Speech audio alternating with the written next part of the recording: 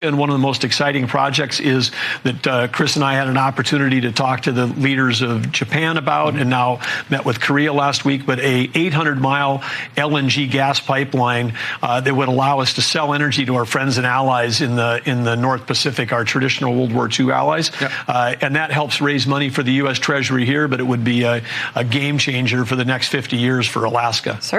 Well, all I can say is that President Trump is the greatest orator that we've ever had in the Oval Office. Every time he's done one of these addresses, Americans have been overwhelmingly blown away, excited, thrilled. And it's an opportunity for President Trump, as only he can, to lay out the last month of record-setting, record-breaking, unprecedented achievements and accomplishments that have made this opening to the presidency the most successful opening to any presidency that we've ever seen in American history.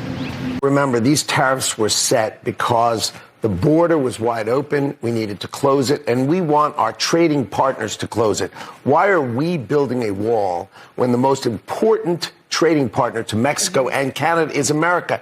They should be more respectful to us. They should be stopping caravans. And that's what the president set these tariffs about. He said, stop the flow of immigration. We've been talking about this for decades, for generations. President Trump has finally did what people have been saying they want year after year after year, that we have one unifying national language that promotes assimilation, it promotes integration, it promotes national identity. Two words we shouldn't be ashamed of. National identity matters. We are an English-speaking nation.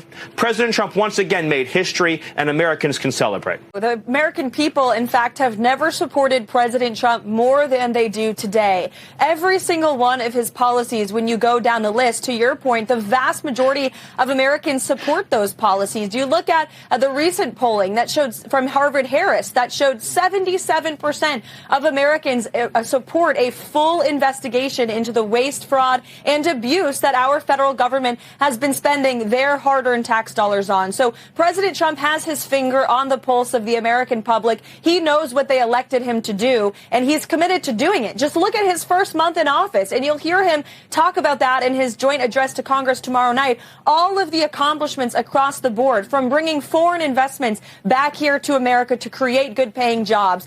Look at the border. February border numbers out this weekend. You had one of the largest declines in history of illegal border crossings. Only 8,000 people in the month of February, and virtually all of them were either arrested, immediately returned home, or prosecuted for crimes that they committed against our country. Under the previous administration, there were 8,000 to 10,000 people crossing every single day. And it's because of the historic action that has been taken by this president, virtually all through executive authority, I may add. We haven't even gotten started when it comes to Congress and passing President Trump's legislative agenda.